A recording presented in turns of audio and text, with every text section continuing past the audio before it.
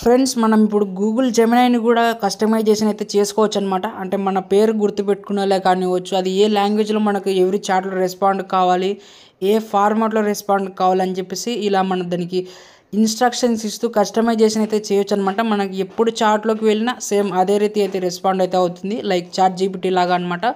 So option ఏంటో చూసేద్దాం, ఈ వీడియోని చివరి వరకు చూడండి.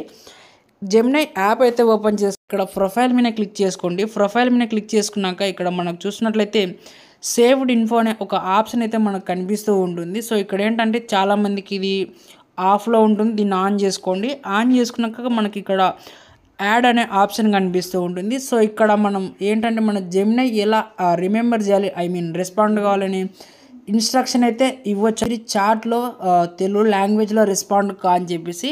సో ఇక్కడ సింపుల్గా సబ్మిట్ ఆప్షన్ పైన అయితే క్లిక్ చేసేయండి. ఇక్కడ మనకు సేవ్ అయితే అయిపోయిందనమాట.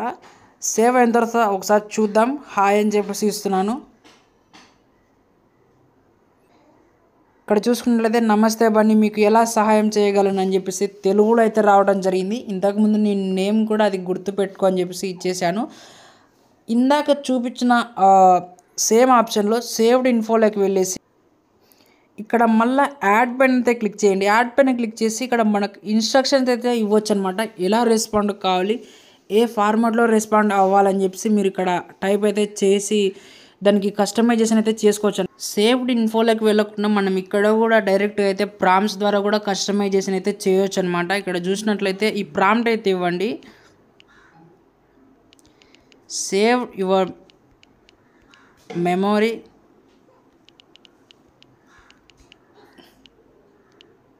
My name is